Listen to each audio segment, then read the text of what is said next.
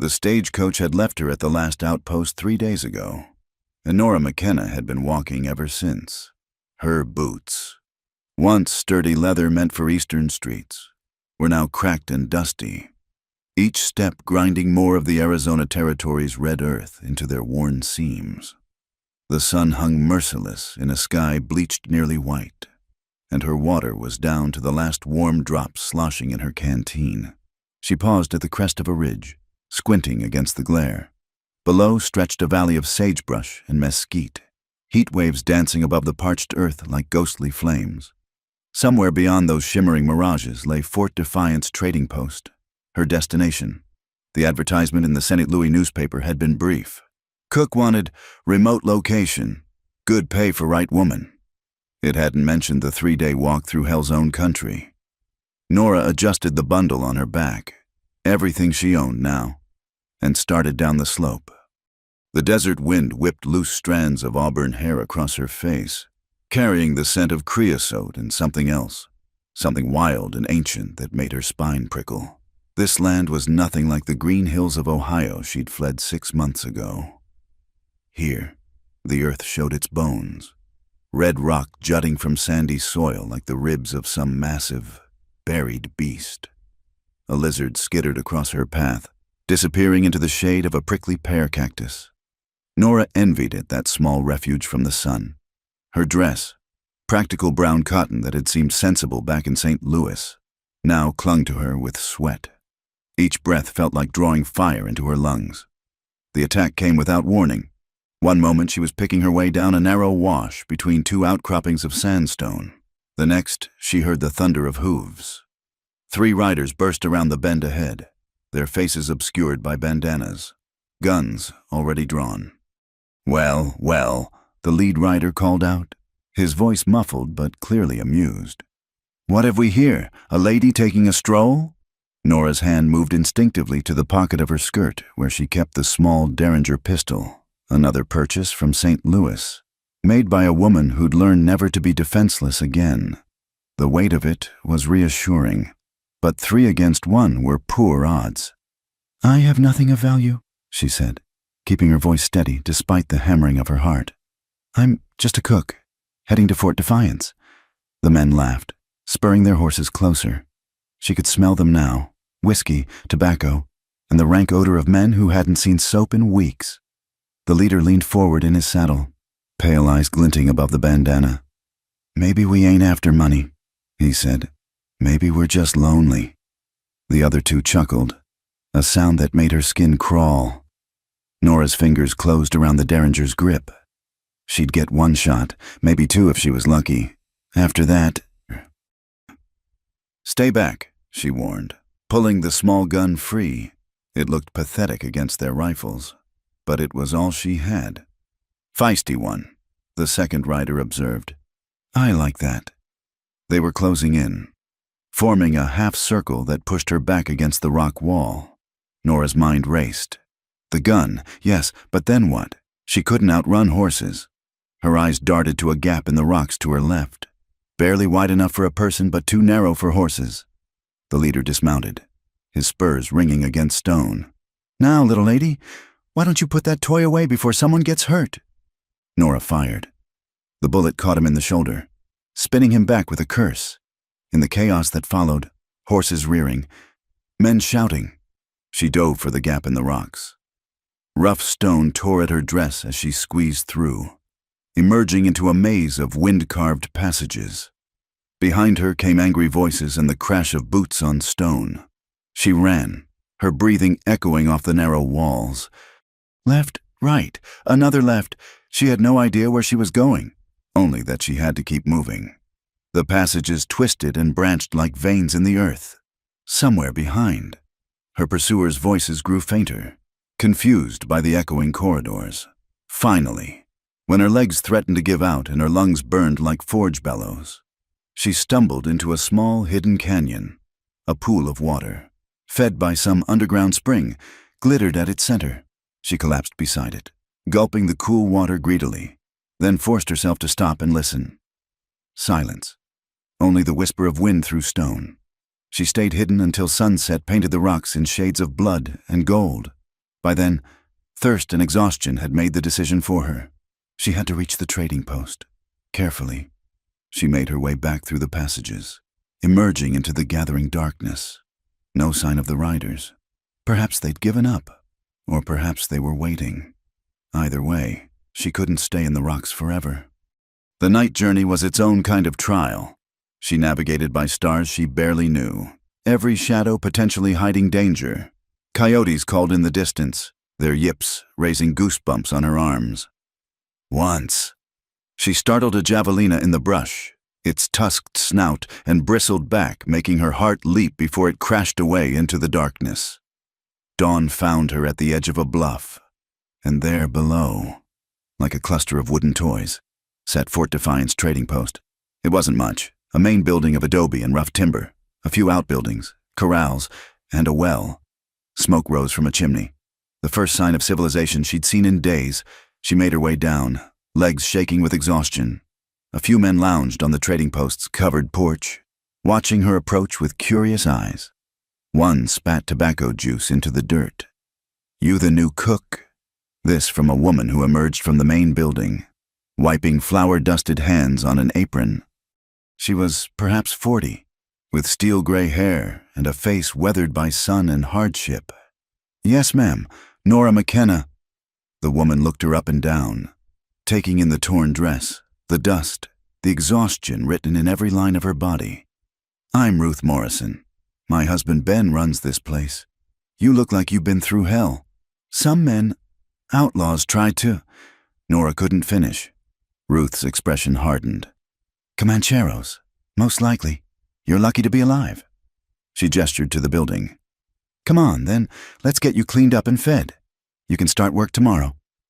As Nora followed her inside, Ruth added over her shoulder, "Few things you need to know about this place. We trade with everyone. Soldiers, settlers, Mexicans, even the Apache when they're peaceful, which ain't often these days.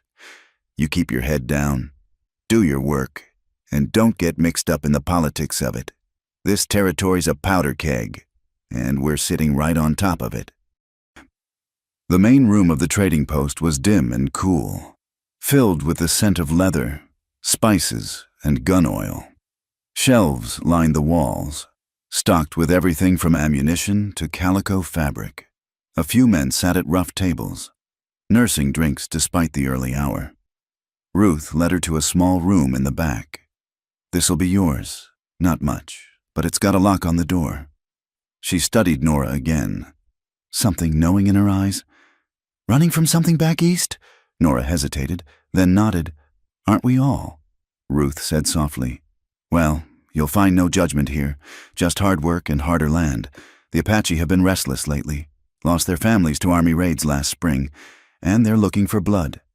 Stay close to the post, especially at night, and if you see any Apache—" She paused. "Well, best you don't see any Apache." That night, Nora lay on the narrow cot, staring at the rough wooden ceiling.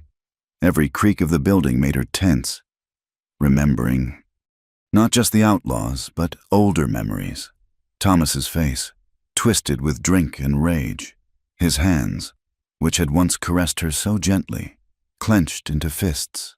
The final night when she'd finally found the courage to run, leaving him unconscious on the kitchen floor, blood pooling from where his head had struck the stove. She turned onto her side, pulling the thin blanket up despite the warmth. She'd come west to disappear, to become someone new. No more being someone's property, someone's victim. The Derringer lay under her pillow, loaded again. Out here, she'd learned, a woman had to be her own protection. Through the small window, stars glittered in a sky vast beyond imagining. Somewhere in the darkness, coyotes sang their wild song. This land was harsh, unforgiving, full of danger, but it was also empty of her past, empty of Thomas, empty of the woman she'd been forced to be. Tomorrow she would cook, she would work, she would survive. As sleep finally took her, Nora made herself a promise. Never again would she let a man control her fate. Never again would she be helpless. This desert had tried to kill her and failed. She was stronger than she'd known. The last thing she heard before dreams claimed her was the distant sound of drums. rhythmic and primal, carrying on the night wind from somewhere in the mountains. Apache drums, Ruth would tell her in the morning. Though Nora didn't know that yet, she only knew that the sound stirred something deep in her chest, a wildness that matched this untamed land.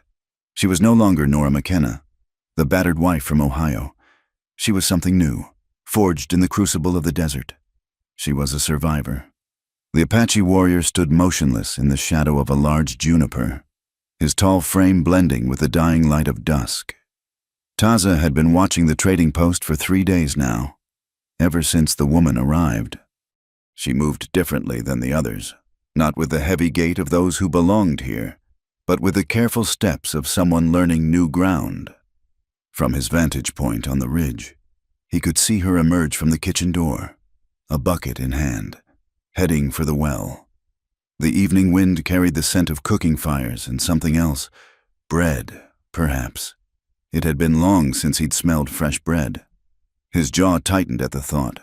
Once, his wife Mary had made bread in the old way, grinding mesquite pods and mixing them with water from the sacred spring. But Mary was gone now, along with their daughter, little Ayanna, who had just learned to walk. The blue-coated soldiers had seen to that. Taza closed his eyes, the memory washing over him like a flash flood. The morning had dawned peaceful at the winter camp. He'd been out hunting with several other men, tracking elk through the high country. When they saw the smoke rising from the direction of their camp, they'd ridden hard, but it was already too late. The soldiers were gone, leaving only destruction in their wake. He'd found Mary near their wickiup, her body shielding Ayanna's, both still, both cold.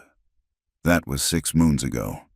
Since then, rage had been his only companion, burning in his chest like a coal that refused to die. His band had struck back, raiding supply wagons, harassing patrols, but it was never enough. The emptiness inside him yawned wider with each passing day. He opened his eyes, focusing again on the woman at the well. She struggled with the heavy bucket, and for a moment he wondered why none of the men lounging on the porch offered help. But then, he'd observed enough to know the ways of white men. They helped their own women only when it suited them. The woman, he'd heard someone call her Nora, finally managed to haul up the water. As she turned back toward the kitchen, she paused, her head tilting as if sensing something. Her gaze swept the ridge where he stood, and for one heartbeat, he thought she might have spotted him. But then she continued on, disappearing back into the building. Taza melted back into the growing darkness. He shouldn't be here, so close to the enemy's ground. His brother Nayeli had warned him about these solo vigils. "You seek death, brother," Nayeli had said. Mary's spirit would not want this. But what did Nayeli know? He still had his wife, his children. He still had reasons to be careful. The next morning came gray and cool, unusual for the season. Taza had made camp in a hidden canyon 2 miles from the post, a place known only to his people. As dawn broke, he prepared to leave, to return to the main band camped deeper in the mountains. But something made him linger. He told himself it was strategy, knowing the enemy's movements, their routines. But in truth, he was curious about the woman. Yesterday, he'd seen her give water to an old Mexican trader whose horse had gone lame.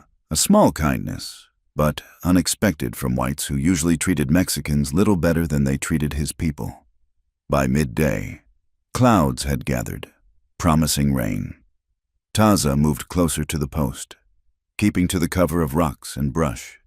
He watched men come and go, soldiers heading east, probably to Fort Craig, traders with their wagons of goods that would never reach Apache hands except through raids.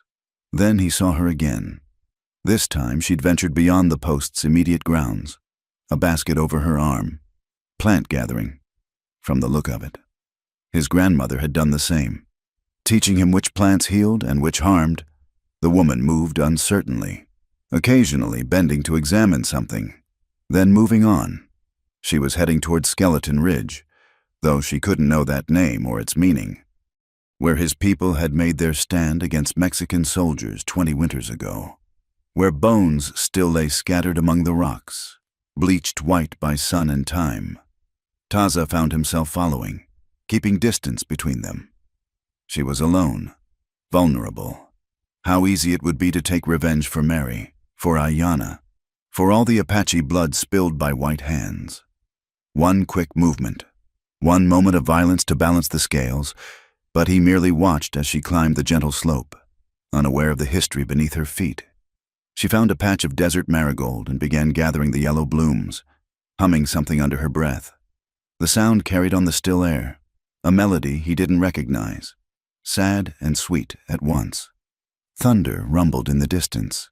The woman looked up, gauging the sky. She was too far from the post now. The storm would catch her in the open. Taza saw the moment she realized this, saw her begin to hurry back the way she'd come. But the storm moved faster than she did. The first fat drops of rain began to fall, quickly becoming a downpour. Within moments, she was soaked, stumbling on rocks made slick by the sudden rain. Lightning cracked across the sky, followed immediately by thunder that shook the ground. She was heading the wrong direction now, panic making her careless. That path led to a box canyon with no shelter, where flash floods claimed lives every few years. Taza moved without thinking, breaking from his cover. Nora heard him before she saw him, the sound of movement through the rain. She spun, hand going to her skirt pocket where he'd noticed she kept a weapon. Then she saw him, and froze. He knew what she saw. An Apache warrior, tall and broad-shouldered, appearing out of the storm like something from the nightmares her people told about his kind. His hair, long and black, was plastered to his head by rain. His eyes, dark as obsidian, met hers across the space between them. For a long moment, neither moved. Rain pounded around them, turning the ground to mud. Then lightning struck nearby, the crack of it breaking their stillness. "Come," Taza said in English, the word feeling strange on his tongue. He pointed to the east. "Shelter." She didn't move, her hand still in her pocket. He could see her trembling, cold or fear, perhaps both. He turned and began walking, not looking back. After a moment, he heard her following. The cave was small but dry, carved by wind and ancient waters. Taza had sheltered here before during hunts. He entered first, checking for snakes or other dangers, then stepped aside. The woman hesitated at the entrance, rain streaming down her face. "Please," she said, her voice barely audible over the storm. "I mean no harm." Something in her tone, not begging, but a simple statement of fact, made him really look at her. Her dress clung to her frame, and he could see she was thin, too thin. There were shadows under her green eyes, the kind that came from more than just hard work. He'd seen such shadows in Apache women who'd lost everything. He moved deeper into the cave, giving her space. She entered slowly, staying near the entrance. They stood in awkward silence, water dripping from their clothes, the storm raging outside. "Thank you," she said finally. Taza nodded but didn't speak. His English was limited, learned from Mexican traders and captured soldiers. Besides, what was there to say? That he'd watched her for days? That he'd thought about killing her? That something in her kindness to the old Mexican had stayed his hand? She settled against one wall of the cave, wringing water from her skirts. He noticed her hand never left her pocket entirely. Smart woman. He respected that. The storm showed no signs of letting up. If anything, it grew stronger. Water began to run past the cave entrance, carrying debris from higher ground. A flash flood in the making. "We wait," Taza said, gesturing to the water. She nodded, understanding. Then, surprising him, she asked, "Do you have a name?" He considered not answering. Names had power, and giving his to an enemy was foolish. But something in her direct gaze, the way she asked as if speaking to an equal, made him respond. "Taza, Nora," she offered in return. Then, after a pause, "You speak English?" "Little." They fell silent again. The cave was growing cold as evening approached and the temperature dropped. Nora shivered, wrapping her arms around herself. Taza had known cold that cut deeper than this, but she was not prepared for it, moving slowly so as not to alarm her. He gathered some dry wood from the back of the cave, remnants from his previous stays. using flint and steel from his pouch. He soon had a small fire going. The smoke drew up through a crack in the ceiling, and warmth began to fill the space.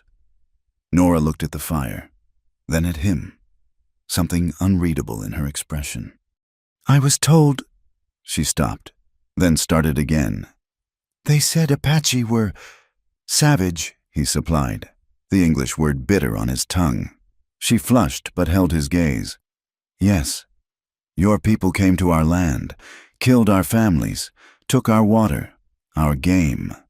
His limited English made the words come out flat, unable to convey the depth of loss. "Who is savage?"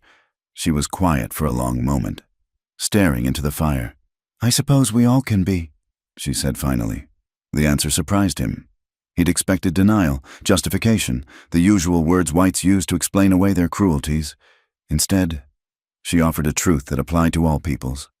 As the fire crackled between them and the storm raged outside, Taza found himself telling her things he hadn't meant to share, in broken English mixed with gestures.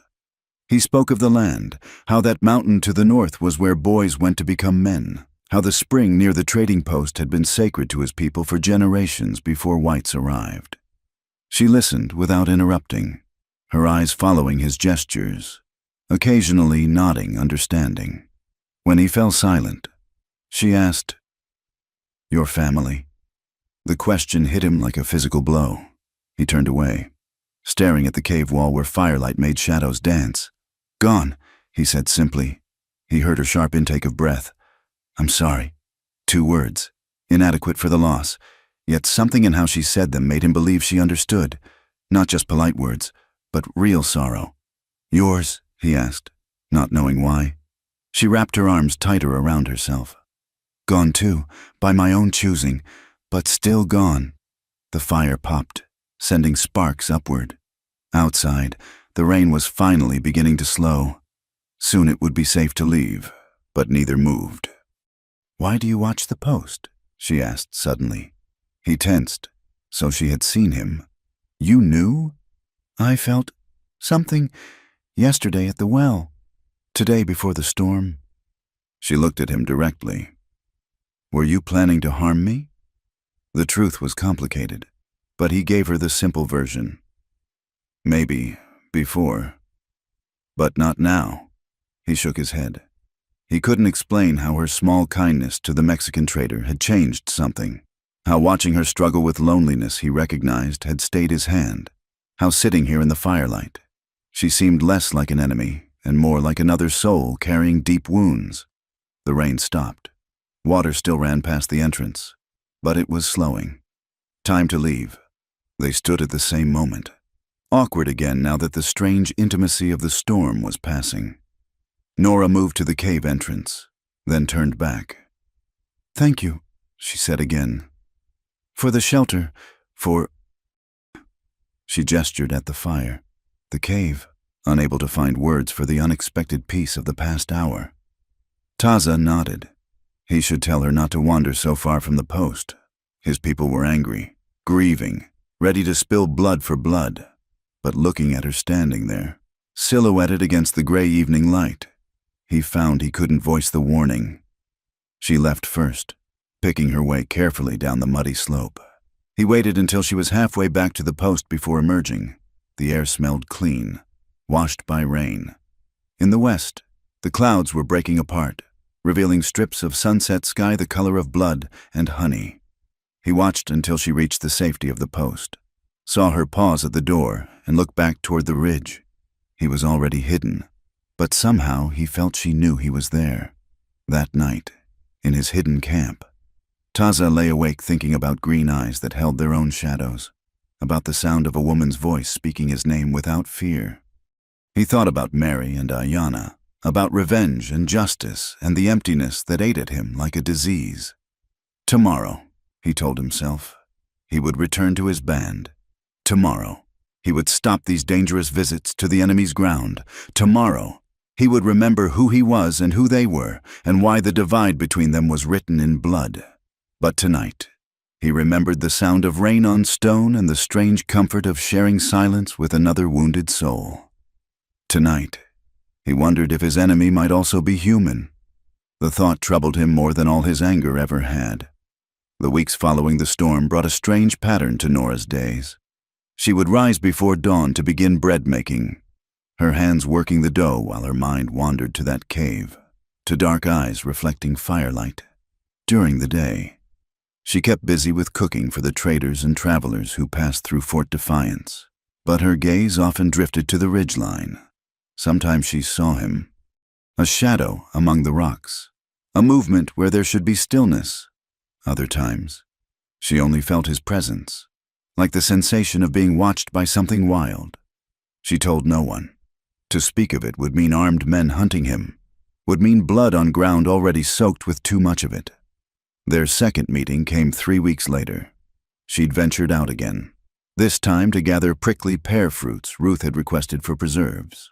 The older woman had warned her not to go alone, but the men were busy unloading a supply wagon, and Nora had grown confident in her ability to navigate the nearby terrain. She was filling her basket when she heard the soft nicker of a horse. Looking up, she saw Taza sitting atop a paint pony, watching her from beside a cluster of mesquite trees. Her hand didn't go to her weapon this time. "You should not be here," he said, his English slightly clearer than before. "Neither should you," she replied. Something that might have been amusement flickered across his stoic features. He dismounted in one fluid motion, keeping the horse between them. "My land first." She couldn't argue with that. "I'm just gathering fruit. I'll leave." "No." He held up a hand. "I show you." He pointed to her basket, then to the cactus. "Wrong ones." She looked at the fruits she'd gathered, confused. They looked ripe to her, purple-red and plump. Taza approached slowly, as if she were a deer that might bolt. He took one fruit from her basket, split it open with his knife. Inside, the flesh was still pale and hard. "Not ready," he said. He moved to another stand of cactus, pointing to fruits that looked identical to her untrained eye. "These." She watched as he used a long stick to knock fruits free, avoiding the spines with practiced ease. When he handed them to her, his fingers briefly brushed hers. They both pulled back as if burned. "How do you know the difference?" she asked, genuinely curious. He struggled with the words, then pointed to tiny details. The way the skin dimpled, the slight give when pressed, the color at the base where fruit met pad. As he explained, she found herself studying his face as much as the fruit. The harsh lines that spoke of loss? Yes, but also the patience in his teaching, the care he took to make her understand. "Your people," she ventured carefully. "They've lived here a long time." "Since before memory," he confirmed. "My grandmother's grandmother gathered here, her grandmother before that." The weight of that history settled over her. Her own family had only been in Ohio for 2 generations, and she'd thought that was permanence. But this was roots so deep they'd become part of the land itself. "I'm sorry," she said suddenly, "for what's been taken." His eyes sharpened. "You did not take. My people did, and my people have killed yours." His voice was flat, stating fact without emotion. "Sorry changes nothing." She nodded, understanding. Apologies were just words when the damage was carved in blood and bone. They worked in silence for a while, him showing her which plants held value.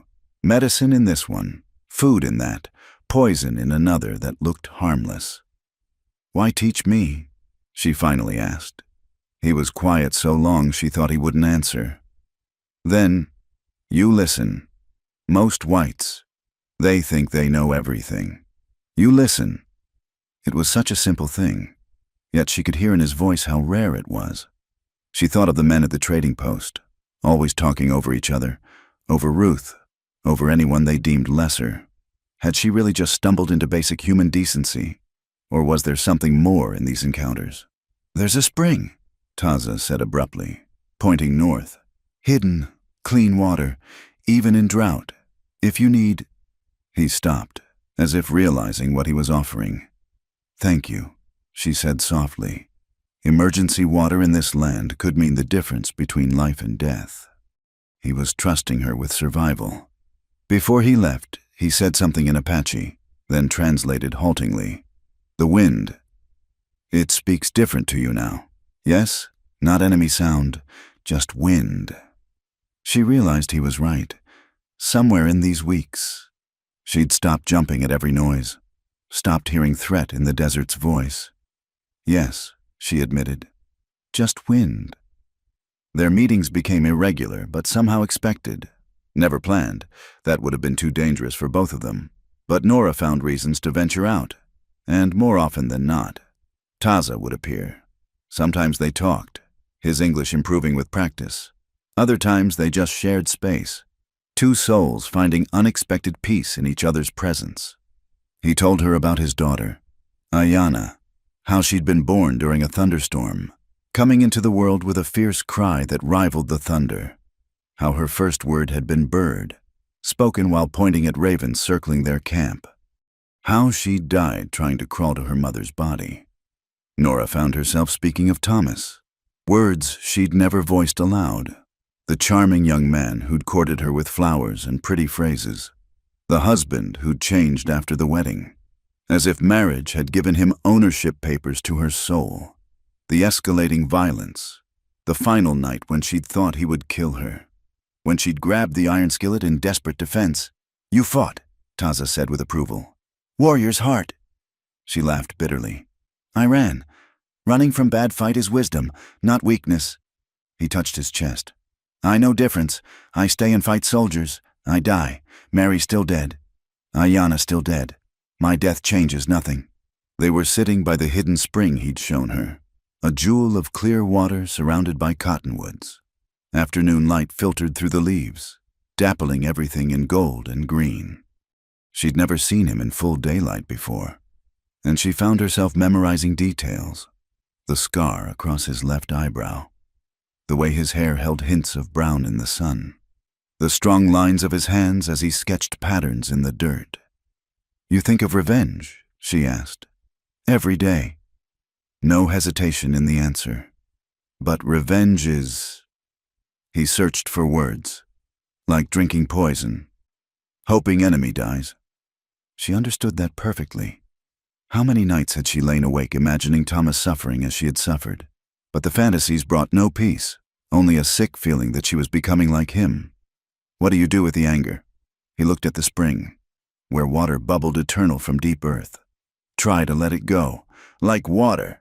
But some days, he made a fist. Some days it turns to stone inside. Without thinking, she reached out and touched his clenched hand. He went very still, looking down at her pale fingers against his sun-darkened skin. Slowly, his fist relaxed, fingers uncurling like a flower opening to sun. The moment stretched, fragile as spun glass. Then voices carried on the wind, men's voices, speaking English, military voices.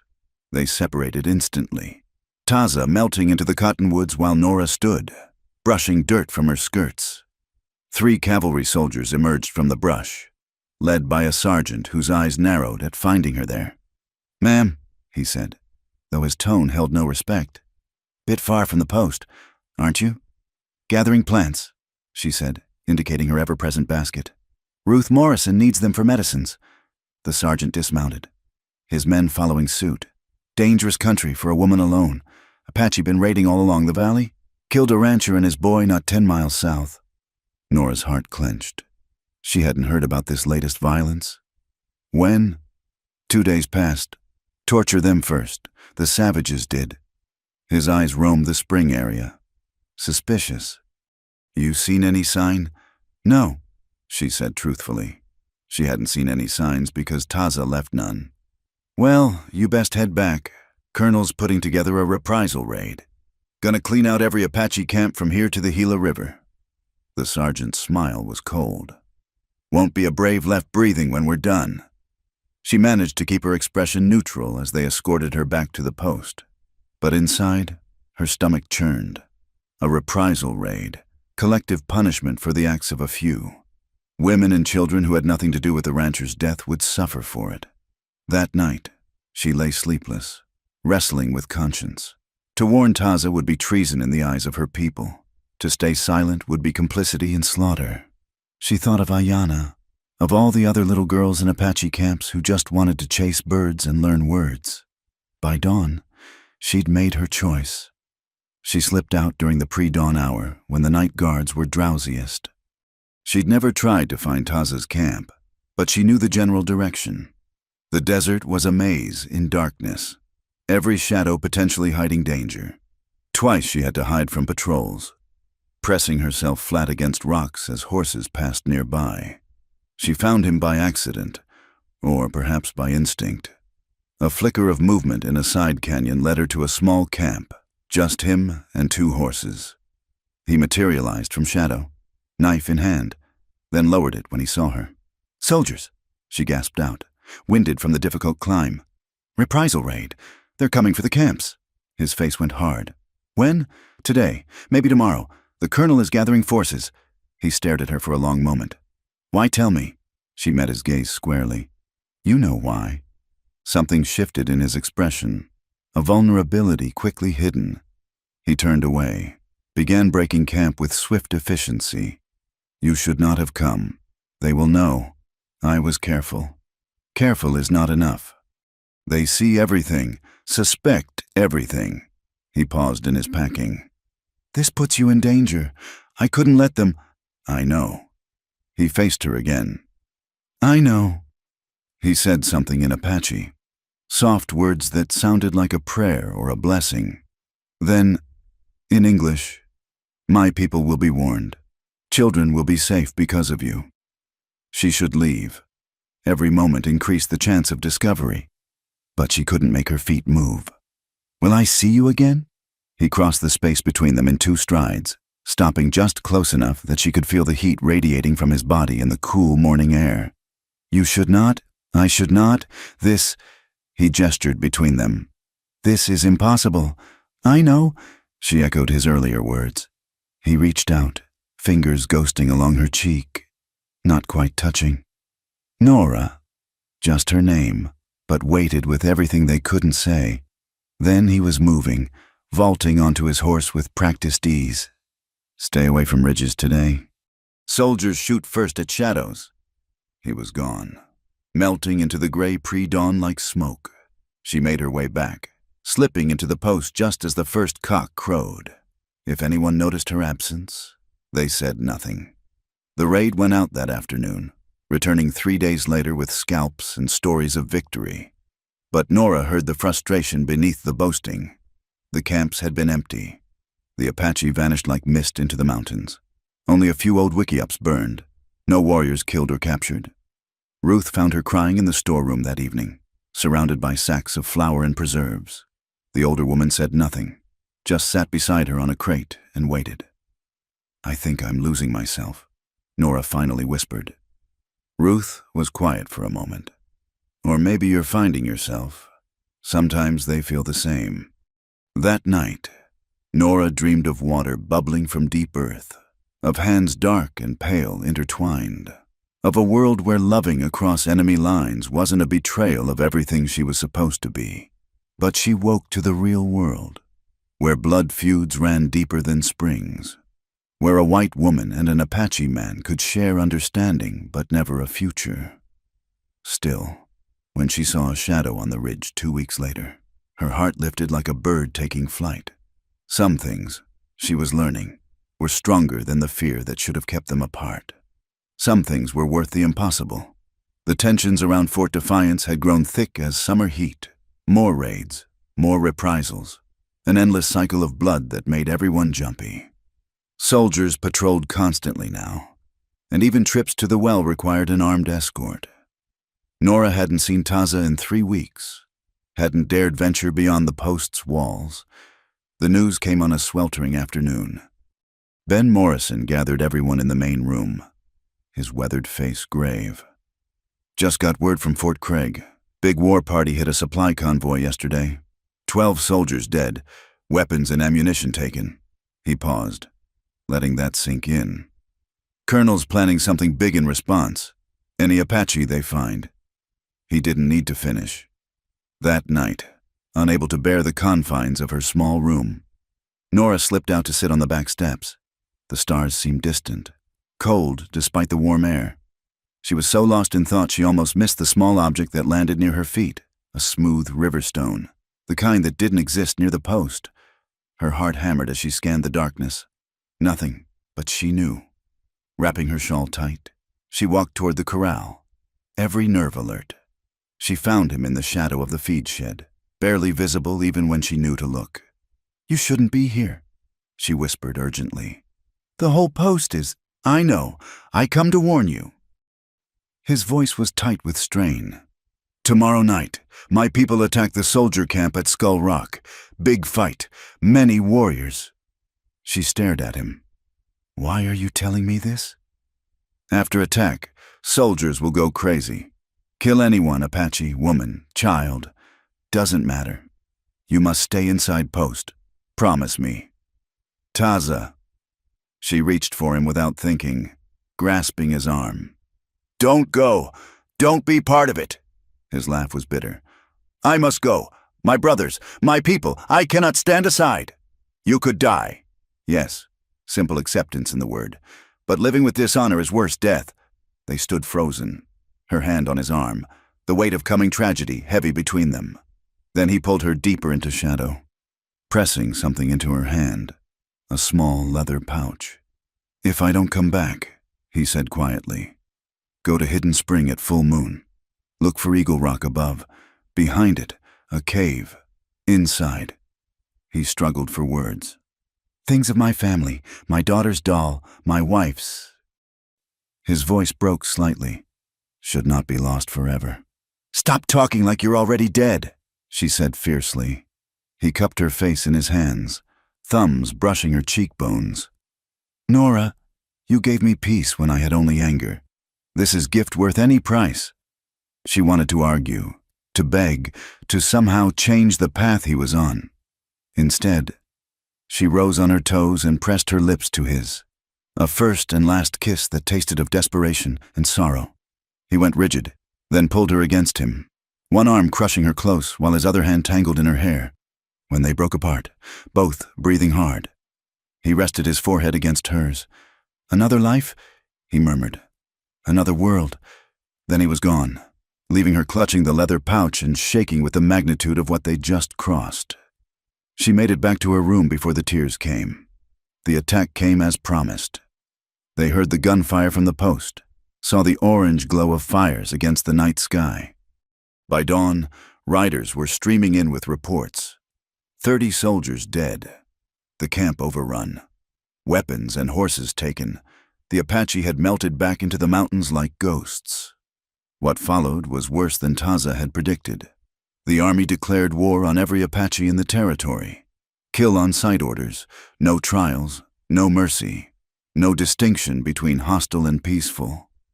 Nora watched in horror as soldiers brought in scalps for bounty, not all from warriors' heads. She waited, the leather pouch hidden beneath her mattress. 1 week, 2, no shadow on the ridge, no river stones in the dust. Ruth noticed her distraction, her loss of appetite, but said nothing. What was there to say? Everyone was losing someone in this war. The full moon came. Nora told Ruth she was ill, needed to rest. Then, when darkness fell, she slipped out. Getting past the sentries required patience and the black dress that made her nearly invisible. The Hidden Spring was eerily beautiful in moonlight, cottonwood leaves silver against the sky. She found Eagle Rock after an hour of searching, a spire of stone with a formation at the top that resembled spread wings. The cave behind it was small, barely large enough to stand. Inside, by the light of her candle, she found Taza's treasures. A child's doll made of corn husk and cloth, tiny beaded dress still bright, a woman's silver comb, strands of black hair still caught in its teeth, a man's war shirt, painted with symbols she couldn't read, and wrapped in soft leather, a collection of papers.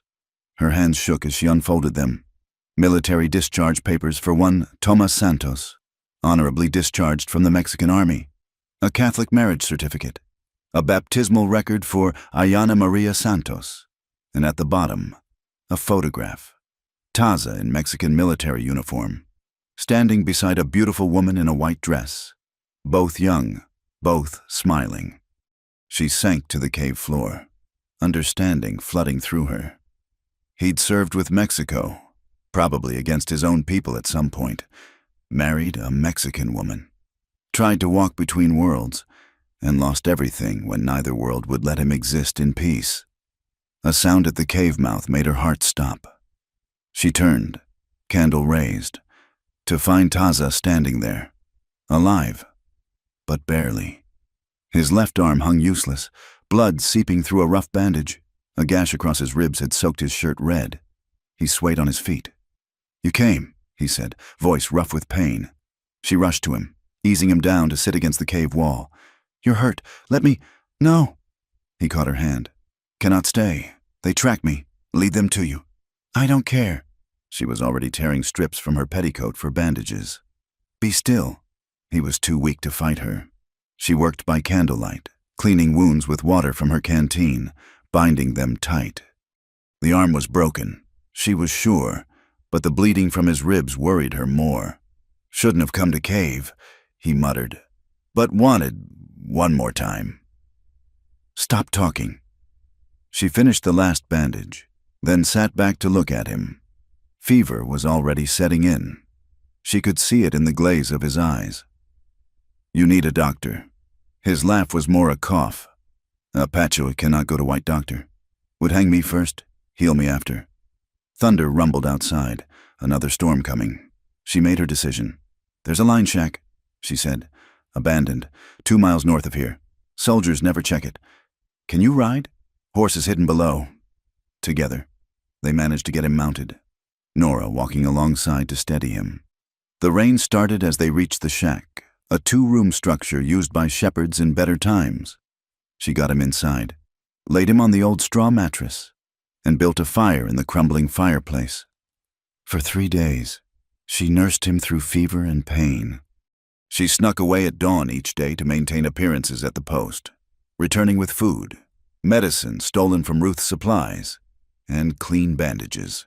If anyone noticed her exhaustion, her distraction, they attributed it to the general misery of the times. On the 3rd night, his fever broke. She found him lucid, watching her as she prepared broth from dried meat and wild herbs. "Why?" he asked simply. She considered how to answer. "Because I love you is true, but too large for words. Because you would do the same also true, but not the whole of it. Because in all this hate," she finally said, "what we have is the only clean thing." He was quiet as she fed him broth, his good hand occasionally catching hers. When he finished, he spoke quietly of the raid, of friends lost, of the terrible price of resistance. She told him of the aftermath, the escalating violence, her fear that there would be no Apache left when the killing stopped. "My people go to mountains," he said. "Deep places whites cannot find. Wait for anger to pass. It won't pass. Not this time.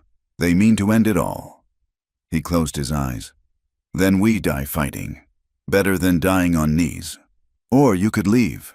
Mexico, maybe, or running means nothing without—" He stopped, jaw tight.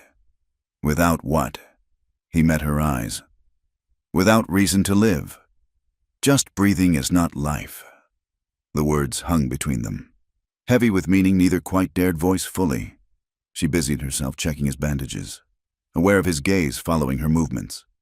The storm outside intensified. Rain hammered the old roof. Wind whistled through gaps in the walls. She built up the fire and settled beside him on the narrow mattress. Propriety be damned. He was hurt, fevered still, and the shack was cold. "Tell me about before," she said softly, "about the papers in the cave." He was silent so long she thought he wouldn't answer. Then, "My father was Mexican captive, taken as boy, raised Apache. When grown, he went back to Mexico, joined army, honor, he said, duty. Met my mother on campaign against her people." A bitter smile. "Love across enemy lines. You see how well that ends. But they had you. Yes, man of 2 bloods. Welcome in neither. Tried father's way, uniform, civilization. Married Maria in church. Thought I could be Mexican Tomas instead of Apache Taza. What happened? Apache raids on town where we lived. Soldiers wanted me to track my mother's people. I refused, so they called me traitor, spy. Had to flee back to Apache. But Apache saw a Mexican soldier, not returning son. He touched his side, an old scar she'd noticed while tending him. Both sides marked me. And Maria came with me, brave woman, gentle woman, learned Apache ways, bore my daughter, never complained even when— His voice thickened. Even when my choices made life hard. Nora laid her hand over his. She loved you, yes, and died for it. They lay in silence, listening to rain and wind.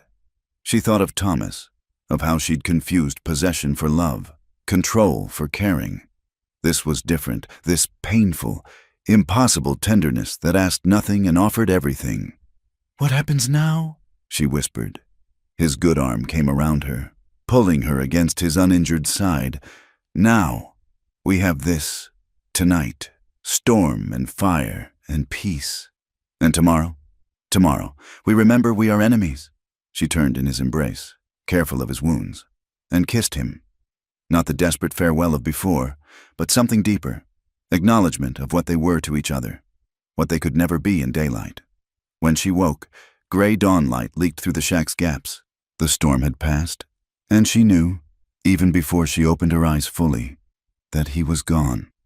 On the mattress where he'd lain was the leather pouch she'd hidden at the spring. Inside, along with his family's treasures, was a new addition, a small piece of turquoise, polished smooth, the color of deep sky. She held it to her chest and wept for all the tomorrows they would never have, for all the storms they would weather alone. When she returned to the post, Ruth took one look at her and pulled her aside. Whatever you've been doing, the older woman said quietly, be more careful. Hearts don't break quiet in places like this, and broken hearts get people killed. Nora nodded, tucking the turquoise into her bodice where it rested against her heart. She would be careful. She would survive. But she would also remember a man who chose her across every divide, who gave her peace in the midst of war, who loved her in the only way their world allowed. Briefly, intensely, and true. The weeks after the storm passed in a haze of routine and hidden longing. Nora threw herself into work, cooking dawn to dusk, preserving vegetables for winter, anything to keep her hands busy and her mind from wandering to a wounded warrior who'd vanished like morning mist. The turquoise he'd left burned against her skin, a secret weight she carried always. Then came the day Ben Morrison found her kneading bread with unusual violence. Got a rider in from Fort Union, he said carefully. Says he saw something interesting near Eagle Peak. Apache brave, tall fellow, bringing down an elk with one arm in a sling. Her hand stilled in the dough. Why tell me? Ben's weathered face was knowing but kind. Just thought you'd want to know someone's healing up there in the mountains. Strange how that happens sometimes. She met his eyes, seeing understanding there that made her stomach clench. Mr. Morrison, Ruth needs supplies from the storage cellar. He interrupted. Take your time fetching them. Sometimes a body needs a walk to clear the head. The gift of his silence was overwhelming. She wanted to thank him, to explain, but he was already turning away, leaving her to make her choice. That evening, she slipped away during the changing of the guard. The hidden spring was their unspoken meeting place, neutral ground between two worlds at war. She arrived as sunset painted the cottonwoods gold, and he was there, sitting by the water's edge. His arm was still bound, but healing, the terrible wounds now scars. He stood as she approached, something different in his bearing, not the wounded man she'd nursed, nor the angry warrior she'd first met, but something between. You look well, she said, stopping just out of reach. You look tired. They stood in awkward silence, the easy intimacy of the storm-locked shack now seeming impossible in the open air. Then he smiled, a rare, full smile that transformed his harsh features. I brought something, he said, producing a small bundle. Inside was a leather pouch filled with dried meat, nuts, and berries, Apache trail food. You are too thin. Ruth's cooking not enough. The domestic normalcy of it. Him worrying about her eating. broke something in her. She laughed, then found herself crying, then laughing again at the absurdity of it all. "Nora." He crossed to her, gathering her against him with his good arm. "What is this?" "I thought you were gone forever," she said into his chest. "I thought that night was goodbye." "Was meant to be." His voice rumbled through her. "But I am weak man, could not stay away." She pulled back to look at him. "That's not weakness. No? What strength is there in Apache warrior who dreams of enemy woman, who risks his people's safety to see her? The same strength in a white woman who steals medicine for an enemy, who shelters him from her own kind." She touched his face. "We're both fools." "Yes," he agreed, and kissed her. This time there was no desperation, no goodbye in it. This was hello, was choosing each other despite everything that said they shouldn't. When they broke apart, he led her to a sheltered spot among the cottonwoods where he'd spread a blanket. "I have been thinking," he said as they settled together, her back against his chest, his chin resting on her hair, about worlds and walls between them. "And my grandmother. She was Comanche, taken in raid, made Apache. My grandfather loved her. Fought his own people who said she could never be truly Apache. But she became Apache in her heart, and their children were Apache, and the world changed to make room for them." Nora laced her fingers with his. "The world was different then, was it? Always there is war. Always there's hate between peoples. But also always there is this." He squeezed her hand. "Two hearts that see past the hate. Beautiful words don't change reality. Your people are being hunted, mine are doing the hunting. We meet in secret because discovery means death for you, exile for me." "Yes," he said simply. "This is truth. But also truth is that I breathe easier when you are near. That sun is warmer on your face than on mountains. That I would rather have 1 hour with you than lifetime without." She turned in his arms. "You can't mean that. I am Apache." "We do not say what we do not mean." The intensity in his dark eyes made her shiver. "What are you proposing?" "Not proposing, only saying what is. You decide what to do with truth." They talked as darkness fell, sharing pieces of themselves like traders exchanging goods. He told her about learning to hunt, about vision quests and ceremonies she couldn't fully understand, but found beautiful in their mystery. She told him about growing up in Ohio, about her love of books and stories, about dreams she'd had before Thomas crushed them. "What dreams?" he asked. She felt foolish saying it, but his patient silence drew it out. "I wanted to write stories, like the ones I loved reading, about people and places, about lives different from mine. Why not write now? Here, about what?" He gestured to the spring, the stars, themselves. "This truth that hides in shadows, love that crosses enemy lines. No one would want to read that. A white woman and an Apache man. They'd burn the book and probably me with it. Maybe, or maybe someone else hiding in shadows needs to know they are not alone." The thought silenced her. She'd been so focused on the impossibility of their situation. She hadn't considered that others might be living the same impossible truth. "I brought something too," she said finally, reaching for her bag. She pulled out paper and charcoal. "Will you let me?" He understood immediately, holding still as she sketched him by moonlight. Not the fierce warrior or the wounded fugitive, but this, Taza at peace. The harsh lines of his face softened by something that might have been contentment. "Why?" he asked when she finished. "Because I'm afraid I'll forget. Afraid this will all seem like a dream." He took the paper, studied it, then carefully folded it and tucked it inside his shirt. "Now I carry how you see me, better than mirror." They made love then, under the cottonwoods with the spring singing beside them. Not the desperate coupling of those who expect to die, but the careful exploration of those who hope to live.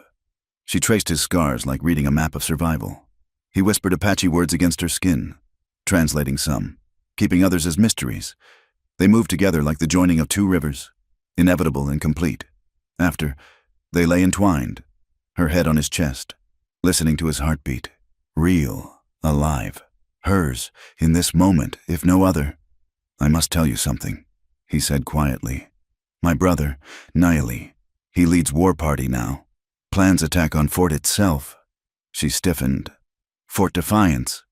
Yes. He says we must strike at heart of enemy, make them fear to stay on our land. When? New moon. 10 days. She sat up, staring at him in horror. You're warning me again, asking me to betray my people again. No. He sat up too, cupping her face. I tell you so you can leave. Take what you can carry. Go east, far from here. I can't just leave. Ruth, Ben, they've been good to me. Then warn them, but you must go. When attack comes, no one will ask if you were good to Apache. They will see white woman and... He couldn't finish. But if I warn them, your brother, your people, will die. Yes, or kill. Both sides will bleed. His hands dropped. This is price of what we are. I save you. Maybe doom my people. You save your people. Doom mine. No clean choice. She felt the weight of it crushing her chest. There has to be another way. If there is, I cannot see it. They dressed in silence, the spell of the evening broken by harsh reality. As she prepared to leave, he caught her hand. Whatever you choose, he said. Know this, I regret nothing, not one moment. She kissed him, tasting tears, hers or his. She couldn't tell. I love you, she whispered, the first time either had said it aloud. And I love you, he replied in Apache, then English. More than life, more than honor, more than peace. She left him there by the spring and made her way back through darkness that seemed deeper than before. In her room, she sat at the small table with paper and ink, trying to write, but what words could capture this? What story could hold love and duty tearing a soul in half? The next days passed in agony. She watched the soldiers drilling, saw them human and laughing, thought of them dead. She served Apache scouts who sometimes came to trade, saw them proud and watchful, thought of them dead. Everyone walking, talking, living, and she holding death's schedule in her hands. Ruth found her one evening staring at nothing, tears dropping unheeded onto the bread she was supposed to be shaping. Girl, the older woman said gently, some burdens are too heavy for one heart. What would you do? Nora asked desperately. If you had to choose between love and duty, between one life and many? Ruth was quiet for a long moment. I reckon I'd try to find a way to choose both, even if it meant losing everything else. That night, Nora made her decision. She penned 2 letters, one to Ben Morrison warning vaguely of danger on the new moon, suggesting increased patrols, another to Taza, telling him the fort was warned. His brother should find another target. She gave the first to Ben the next morning, watching his face carefully as he read. He looked up sharply. How do you know this? I hear things, she said steadily. Apache women at the spring. They think I don't understand, but... He folded the letter slowly. I'll see to it. The second letter she left at the spring, weighted with a stone where Taza would find it. Then she packed her few belongings and waited.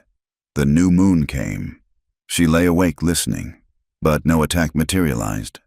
Dawn brought riders, not war party but scouts, reporting Apache movement to the south, away from Fort Defiance.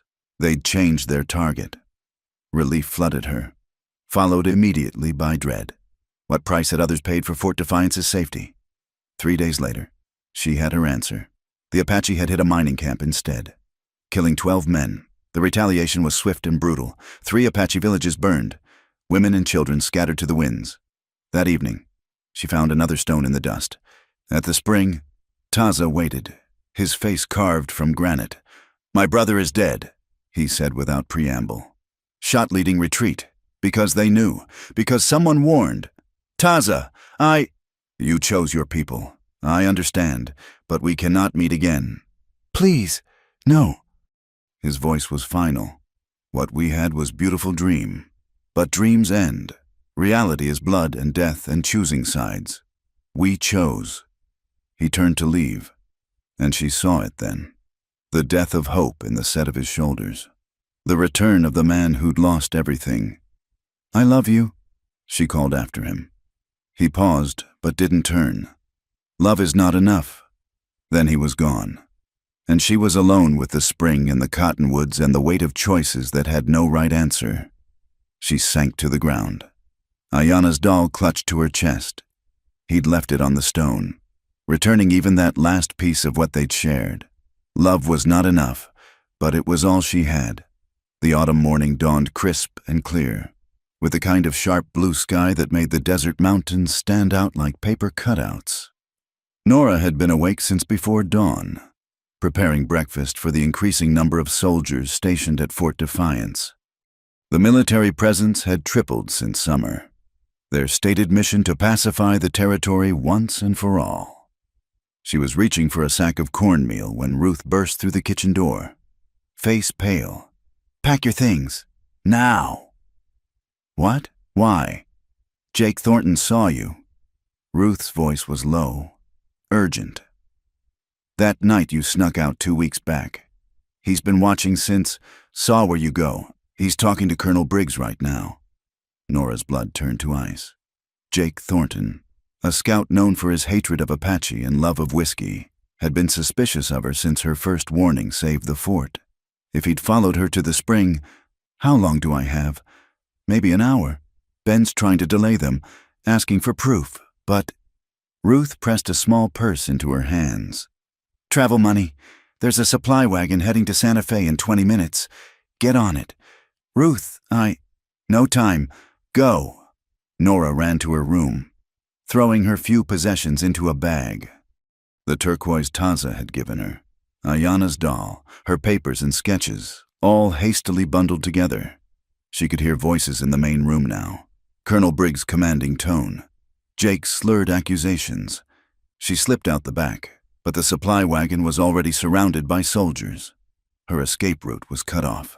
Heart pounding, she ducked behind the storage shed, trying to think. The desert stretched in all directions, but on foot, in daylight, she wouldn't get far before they caught her. "Nora McKenna," Colonel Briggs' voice rang out. "Come out peacefully, and this will go easier for you." She pressed against the rough wood, mind racing. They'd brand her a traitor, an Apache sympathizer. The best she could hope for was exile. The worst. She'd seen what happened to those accused of helping the enemy. A hand touched her shoulder, and she nearly screamed. Taza stood there, emerged from nowhere as always. But this was not the man she'd known. This was full warrior, painted for war, rifle in hand. "Come," he said simply. "I can't. If I run, they'll know you were here. They already hunt me. Now they hunt you. Come." Shouts erupted from the front of the post. They discovered she wasn't in her room. In minutes, they'd search everywhere. "Apache murderer!" Jake Thornton's drunken voice carried clearly. "I seen her with that tall savage. Seen them together like man and wife. She's been telling them our plans, helping them kill good Christian folk." Taza's jaw tightened at the words, but he merely held out his hand. "Choose." It was no choice at all. She took his hand. They ran, keeping to cover, as shouts exploded behind them. Taza led her through paths she didn't know existed, up into the rocky heights above the post. Gunshots cracked, bullets whining off stones. But Taza moved like smoke through familiar terrain. They climbed for what felt like hours, until the post was a distant cluster of buildings below. Finally, in a hidden canyon, horses waited, his paint pony and a sturdy mare. "Can you ride?" "Not well," she admitted. "Learn fast." They rode through the day, pushing hard through terrain that shifted from desert to pine forest to rocky badlands. Nora clung to the saddle, thighs burning, back aching, but driven by the knowledge that stopping meant death or worse. As the sun sank low, Taza finally slowed. They were high in the mountains now, the air thin and cold. He led them into a narrow cleft between two massive boulders, barely wide enough for the horses. It opened into a small valley, sheltered and hidden. An Apache camp materialized from the landscape, wickiups blending so perfectly with the surroundings that Nora didn't see them until they were almost there. People emerged, women and children and a few old men, all staring at the white woman their warrior had brought home. A young woman approached, saying something sharp in Apache. Taza responded calmly, but Nora caught the tension in his voice. The woman, beautiful despite her harsh expression, gestured angrily at Nora, her meaning clear without translation. "My cousin, Cosima," Taza said quietly. "She says I bring death to our camp." An older woman emerged from the largest wickiup, gray-haired, straight-backed, with eyes that seemed to see through Nora's skin to her soul. She spoke at length with Taza, her tone measured but firm. "My aunt, Dasa, she leads since the men died." Taza dismounted, helping Nora down, her legs nearly buckled. "She says you can stay tonight. Tomorrow, the people decide." The camp was mostly women, children, and elders, the remnants of bands shattered by war. They watched Nora with mixtures of curiosity, suspicion, and outright hostility. Only the children seemed merely interested, peering at her pale skin and strange clothes. Taza led her to a small wickiup at the camp's edge. Inside, a fire burned low, casting dancing shadows on the brush walls. Buffalo robes and blankets made a sleeping area. It was warm, clean, and felt safer than anywhere she'd been in months. "Rest," Taza said. "I must speak with council." "What will you tell them?" "Truth. That you warned us, that you saved lives, that you chose our side when it mattered." "Will it be enough?" He touched her face gently. "I don't know." Alone, Nora collapsed onto the robes, exhaustion hitting like a physical blow.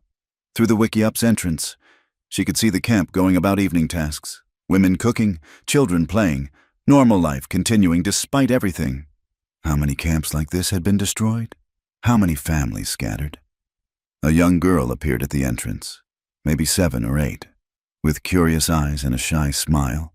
She held out a bowl of stew, saying something in Apache. "Thank you," Nora said, accepting it gratefully. The girl giggled at her pronunciation and scampered away. The stew was unlike anything from the fort, rich with unfamiliar spices, chunks of meat and root vegetables. Nora ate hungrily, realizing she'd had nothing since yesterday's dinner. As darkness fell, Taza returned, his face unreadable. "They argue," he said simply. "Some say you proved yourself, others say white can never be trusted. Tomorrow, they vote. And if they vote no, then you leave, alone." The weight of it settled over her. Without him, without help, she'd never survive. The desert would claim her, or the soldiers hunting her would. "What do you say to them?" she asked. He sat beside her, suddenly looking exhausted. "I tell them about woman who risks everything to warn enemy, who saves Apache children she never met, who sees people, not savage or civilized, just people. Is that enough? For some, others remember too much blood." He pulled her against him. "Sleep. Tomorrow comes regardless." But sleep wouldn't come. She lay in his arms, listening to the camp settle for the night, thinking about paths that led here. Every choice had narrowed her world until only this remained, an Apache camp that might reject her, a love that might not be enough to overcome history. Near dawn, she dozed, only to wake to shouting. Taza was already up, reaching for his rifle. Outside, horses thundered into camp, Apache warriors, some wounded, all exhausted. Through the entrance, she watched Taza embrace a rider, then stiffen at whatever news was shared. He turned back to her, face grim. "Soldiers found 3 Rivers camp, many dead, survivors flee here." His voice carried barely controlled rage. "They come this way, following blood trail." The camp exploded into activity. Women began packing with practiced efficiency. Children gathered belongings. Old men prepared weapons they could barely lift. This was survival refined by repetition, a people who knew how to vanish because they'd had to learn. Nora. Dasa appeared at the wickiup entrance. She spoke in Apache, but her meaning was clear from her gestures. Pack, hurry, move. As Nora bundled their few things, Cosima entered. The young woman's hostility had been replaced by something more complex. She thrust a bundle at Nora, Apache clothing. "Where?" she said in accented English. White dress, soldiers see far. It was acceptance of a sort, practical, limited, but real. Nora changed quickly into the high dress and leggings, feeling strange but also somehow right. The clothing was warm, durable, made for movement and survival. The evacuation was swift and organized. Wickiups came down in minutes. Goods loaded on horses and travois. Children who could walk did. Those who couldn't were carried. Everyone moved with quiet urgency. Taza found her adjusting the unfamiliar clothing. Something flashed in his eyes, pain, pride, before he schooled his expression. Can you ride harder today? I'll have to. He helped her mount, then swung up onto his own horse. Around them, the band was already moving, melting into the pre-dawn darkness. Nora looked back once at the empty valley that had briefly been sanctuary. In hours, soldiers would find it, would search for signs, would continue the relentless pursuit. Where do we go? She asked. Deeper, higher, where white men cannot follow. He met her eyes. Are you sure? This life, running, hiding, never safe, not what you deserve. She thought of Fort Defiance, of the life she'd fled before that. Safety was an illusion she'd lost long ago. I'm sure. They rode out as the first light touched the peaks, a ragged band of survivors heading into mountains that might shelter or kill them with equal indifference. Behind them, dust clouds marked their pursuers. Ahead lay only uncertainty. But Nora found, to her surprise, that uncertainty no longer frightened her. She'd chosen her path, chosen her people, chosen love over safety. Whatever came next, she would face it as what she'd become. Not white, not Apache, but something new. Someone forged by choice and circumstance into a woman who could ride between worlds, even if she belonged fully to neither. The band climbed higher, vanishing into landscapes white men's maps had never charted, and Nora rode with them, into a future written in no language but the heart's. The attack came at dawn, 5 days after they'd fled the hidden valley. The band had made camp in a box canyon, exhausted from constant movement. When the soldiers found them, Nora woke to gunfire and screaming. Taza was already moving, pushing her behind a boulder as bullets whined overhead. The camp erupted in chaos, women grabbing children, warriors returning fire, horses scattering in panic. Stay down! Taza shouted, then was gone, joining the desperate defense. Through gaps in the rocks, Nora could see blue uniforms advancing from the canyon mouth. So many of them, organized and relentless, against perhaps a dozen Apache warriors and old men with ancient rifles. A child's scream pierced the air. Without thinking, Nora broke from cover. Little Shy, the girl who'd brought her food that first night, cowered in the open as bullets sparked off stones around her. Nora sprinted across the killing ground, scooped up the child, and dove behind an overturned travois just as wood splintered above her head. Cosima appeared, wild-eyed, reaching for her daughter. Here! Nora thrust Shy into her mother's arms. For one moment, their eyes met, no longer enemy and outsider. Just two women trying to save a child. The warriors were falling back, overwhelmed. Nora saw Taza fighting from behind a dead horse, his rifle empty, using it as a club against soldiers who'd gotten too close. Blood ran down his face from a scalp wound. An old woman fell nearby, clutching her stomach. Nora crawled to her, tried to stop the bleeding, but the woman pushed her hands away. Run, she gasped in English. You run! The defense collapsed. Soldiers poured into the camp, shooting at anything that moved. Nora saw Dasa fall, still trying to shield two grandchildren. Saw a warrior she'd shared evening meals with crumple under cavalry sabers. The caves! Someone shouted in Apache. The survivors scattered, fleeing deeper into the canyon where narrow passages led to hiding places. Nora ran with them, no longer white or Apache, just another target for soldiers drunk on violence. She lost sight of Taza in the smoke and confusion, lost sight of everyone as the band splintered into fragments. She found herself with a group of women and children, scrambling up a treacherous path as bullets chipped stone around them. They squeezed through a crack barely wide enough for bodies. emerging into a cave system. Behind them, soldiers' voices echoed, frustrated by passages too narrow for pursuit. But they wouldn't give up. They'd wait, starve them out, find another way. In the darkness, children whimpered. Women whispered comfort in Apache. Nora recognized Cosima's voice, soothing Cheyenne. They pressed deeper into the caves, feeling their way, until they reached a chamber where water dripped from stalactites. "We wait," Cosima said quietly. "Warriors will find us. If—" She didn't finish. If any warriors survived, they huddled in darkness for hours. No food, little water, children crying from hunger and fear. Nora gave her blanket to an old woman who shivered uncontrollably. She held a baby while its mother tended another child's cuts. Then, voices. Apache voices. Cosima called out softly, and figures emerged from the shadows. A handful of warriors, some walking wounded. Among them, Taza, his left side soaked with blood. "How many?" Dasa's sister asked. "7 warriors, maybe 20 women and children." His voice was hollow. "The rest." The toll was staggering.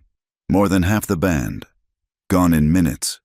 The survivors sat in stunned silence, processing loss too great for tears. Taza sank down beside Nora, and she saw the wound, a bullet hole in his side, bleeding steadily. "Let me," she said, tearing strips from her underskirt. As she worked, he spoke quietly. "Soldiers wait at canyon mouth. More coming. We cannot stay." "Where can we go? They'll track us anywhere." "Deep mountains. Sacred places whites fear to go. But," he gripped her hand, "journey is hard. Many will die. You could surrender. Tell them you were captive." "No. Nora. No." She tied off the bandage, met his eyes. "We survive together or not at all." He touched her face with blood-stained fingers. "My heart," he whispered in Apache. They moved that night, slipping past soldier lines through passages known only to generations of Apache. The wounded were carried or supported. No one was left behind, though it slowed them dangerously. For 3 days they climbed into mountains that scraped the sky. The air thinned until every breath burned. Snow appeared in shadowed places, though it was still autumn below. Children rode on exhausted horses while adults walked, stumbled, crawled when necessary. Nora's world narrowed to the next step, the next breath. Her feet bled through worn moccasins. Her hands cracked and split from cold. But she walked, because stopping meant death for all of them. Taza grew weaker despite her care. The wound festered, fever burning through him. He refused to ride while others walked, leaning instead on his rifle like a cane. She stayed close, ready to catch him when he stumbled. On the 4th night, they reached the sacred mountains, peaks that touched the clouds, where Apache said spirits dwelt. Ancient ruins dotted the cliffs, remnants of peoples old when the Apache were young. Here, finally, they stopped. The survivors made camp in a protected valley where hot springs steamed in the cold air. It was a healing place. Cosima explained, where warriors came to purify before battle. Now it would shelter the remnants of their world. Nora bathed Taza's wound in the hot springs, packed it with herbs the medicine woman, one of the few elders who survived, prepared. His fever broke, but he remained weak, drifting in and out of consciousness. "He dreams of you," the medicine woman said, her English surprisingly clear. "Calls for his white dove." "I'm here," Nora said, not leaving his side. "Yes, but are you Apache here?" The old woman touched her chest. "Or still white trying to be Apache?" The question haunted Nora as she cared for wounded, helped set up shelters, learned to make Apache bread from acorn flour. She wore their clothes, spoke fragments of their language, shared their danger. But was that enough? Could choosing a people make you one of them? The answer came from unexpected source. Shai appeared one morning with a doe-skin dress, beautifully decorated with beadwork. "Mama says you wear this," the girl said shyly. "For ceremony." "What ceremony?" But Shai had already scampered away. That evening, as Taza rested by the fire, finally lucid and healing, Dasa's sister approached. The old woman had assumed leadership of the shattered band with quiet authority. "You fought for us," she said simply. "Bled with us. Lost your world for us. Council has decided." "Decided what?" "You are Apache now, if you choose." She gestured to where the survivors gathered in a circle. "Come." The ceremony was simple. No elaborate rituals. Just acceptance. Each person in the circle spoke, some in Apache, some in broken English for her benefit. They spoke of seeing her save shy, tend wounded enemies with equal care, choose their fate over her own safety. Cosima stood last. "I hated you," she said plainly. "Saw only white woman stealing our strongest warrior. But you gave back more than you took. My daughter lives because of you." She placed a necklace of turquoise and silver around Nora's neck. "Sister." Nora wept then, understanding finally what the medicine woman meant. She wasn't trying to be Apache. She had become Apache through shared suffering, shared survival, shared hope against hopelessness. When the ceremony ended, she found Taza waiting by their shelter. He was thin, worn by fever and blood loss, but his eyes were clear. "My people accept you," he said softly. "But do you accept this life? Always running, always hungry, watching our ways die slowly?" She knelt beside him, taking his hands. "I accepted it the day I warned you about the raid. Everything since has just been learning what that meant." He pulled her close, and they held each other while stars wheeled overhead and somewhere in the distance, coyotes sang their ancient song. But even in the sacred mountains, safety was temporary. Scouts brought word of soldier movements, of plans for winter campaigns when Apache would be most vulnerable. The band would have to move again, deeper into Mexico perhaps, or scatter to increase chances of survival. "We cannot run forever," Taza said one night, strength finally returning. "Eventually we must fight or surrender." "Then we fight," Nora said. He smiled sadly. "You sound like Apache woman now." "I am Apache woman now." They began preparing for whatever came next. Warriors healed and trained. Women dried meat and prepared hides for winter.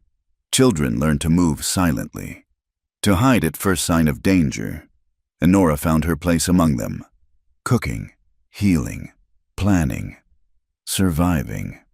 One morning, she woke to find Taza watching her with an expression she couldn't read. "What?" she asked. "Thinking of prophecy my grandmother spoke, that Apache would survive through joining with enemy, making new people from old blood." He touched her face. "Maybe she saw you. Or maybe she just saw that hatred ends only when people choose love over fear. Wise woman, you, Apache woman," she corrected. And his smile was like sunrise after endless night. But in the distance, storm clouds gathered. The army was coming, relentless as winter, and the band would have to choose, flee again or make their stand. Either way, blood would water the sacred mountains before spring came again. For now, though, they had this, a moment of peace in a shattered world, love blooming in barren ground, and the fierce hope that somehow, some way, they would survive to see their children grow free. The future was uncertain, the past was ashes, but the present was theirs, and in the sacred mountains, where spirits dwelt and broken peoples found healing. That was enough. That was everything. The winter snows had melted, revealing the scars of their long flight across the mountains. The band had found refuge in a remote valley deep in Mexican territory, where ancient cliff dwellings offered shelter and concealment. For 3 months, they'd known relative peace, time enough for wounds to heal, for children to remember how to laugh, for life to take root again in barren soil. Nora stood at the edge of the cliff, watching sunrise paint the desert gold. Her hands, once soft from kitchen work, were now brown and calloused. Her hair, bleached by sun, hung in Apache fashion. The woman who'd fled Ohio seemed a stranger she'd once known in another life. "You think too much," Taza said, joining her. He moved easily now. The terrible wound just another scar among many. "Planning," she corrected. "The scouts say the Mexican army grows nervous about Apache in their territory. We may need to move again. Always the warrior now, he said with gentle teasing. What happened to the woman who gathered wrong cactus fruit? She smiled. She learned. They stood together, watching the camp wake below. 43 souls remained of the once proud band, but they survived, adapted, endured. The children spoke Spanish now along with Apache and English. The women traded in nearby villages, their baskets prized for beauty and strength. They were becoming something new, not the Apache of old, but Apache still. I have been thinking, Taza said carefully, about future, about children who will come. Nora's hand moved unconsciously to her belly, where new life grew, a secret she'd shared only with the medicine woman so far. What about them? They will live between worlds, as we do, neither fully Apache nor white or Mexican. But maybe, he turned to her, maybe that is strength, not weakness. Maybe the world needs people who can walk all paths. She took his hand. There's something, but shouts interrupted. Riders approaching, Apache scouts, riding hard. Nora recognized Closen, one of their best warriors, his face grim with urgent news. The band gathered quickly. Closen spoke in rapid Apache, gesturing northward. Nora caught enough to understand. American soldiers had crossed into Mexico, hunting Apache. They'd struck a Chiricahua camp 2 days' ride north, leaving no survivors. They come this way. Closen finished in English for her benefit. Maybe 100 men, buffalo soldiers and scouts. A murmur ran through the gathered people. Buffalo soldiers, the black cavalry units, were known as fierce fighters. With Apache scouts to track, the band couldn't simply vanish as before. We run again? Asked Cosima. Shai clutched to her side. Where? Taza's voice carried bitter truth. North, the Americans wait. South, Mexican army grows hostile. East, west, all lands are taken or hostile. Then we fight, said young Nico. Barely 16, but already blooded in war. And die, the medicine woman spoke sharply.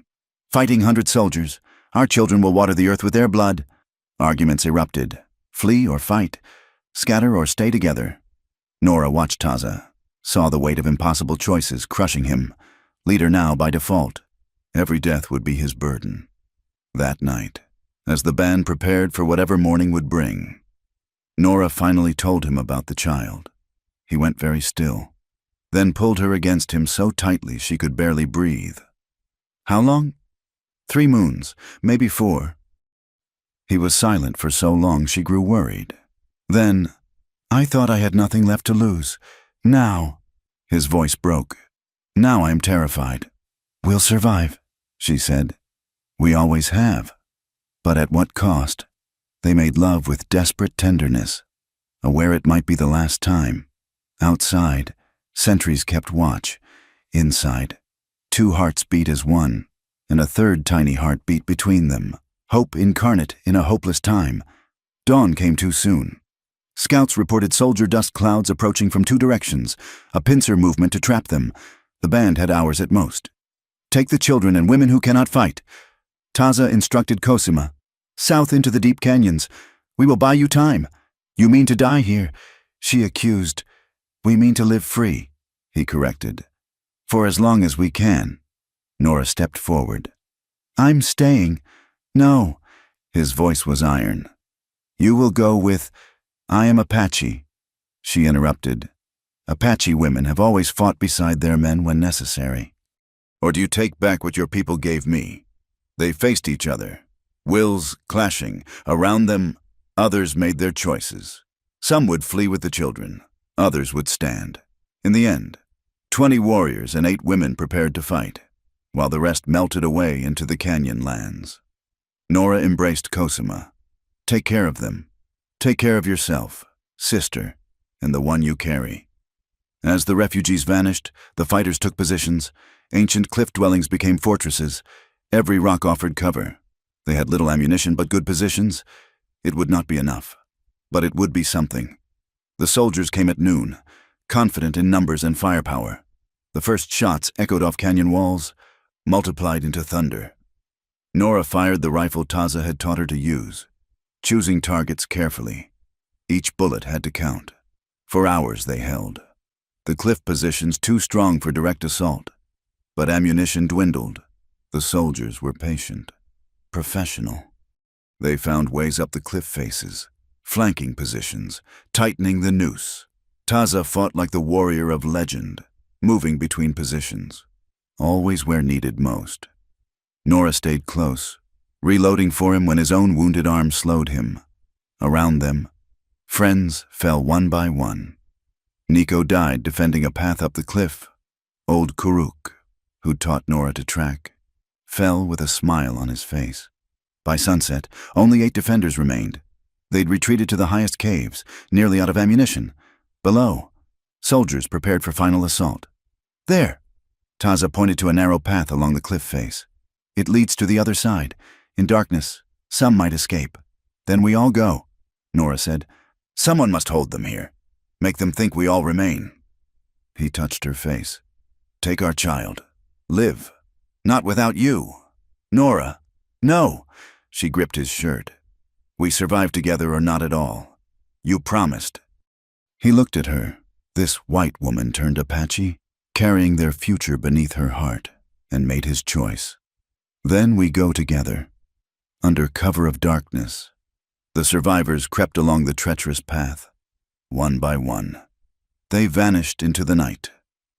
Nora went last, Taza behind her, guarding their retreat. They'd left fires burning, shadows moving, to fool watching soldiers. They traveled all night, found the others at dawn in a hidden valley. 23 souls remained of the band that had once numbered hundreds. But they lived, against all odds. They lived. Days passed in careful movement, always south, always watchful. The soldiers gave up pursuit at the border, unwilling to provoke international incident by going deeper into Mexico. The band found refuge with distant cousins, other Apache who'd fled south over the years. Spring came to the Sierra Madre, painting the mountains with wildflowers. Nora's belly rounded with new life. The band began to heal, to plant corn in hidden valleys, to remember that life was more than running and fighting. One morning, as dawn light touched the peaks, Nora woke to find Taza building something, a traditional Apache cradleboard, working with infinite care. For our daughter, he said simply. You think it's a girl? I dreamed it. She has your eyes but Apache heart. She will walk between worlds and make them one. Nora moved behind him, arms around his waist, feeling their child move within her. They'd lost so much, friends, family, homeland, but they'd gained something too, proof that love could bloom in scorched earth, that peoples could become one people, that hope could survive the darkest winter. What do we name her? She asked. Dawn, he said in Apache, then English, for new beginning. As the sun climbed higher, painting their mountain refuge in shades of gold and green, Nora knew their fight wasn't over. The world still turned on hatred and division. Their daughter would face challenges they couldn't imagine, but she would face them as something new. Child of two peoples, heir to courage from both sides, living proof that enemies could become family.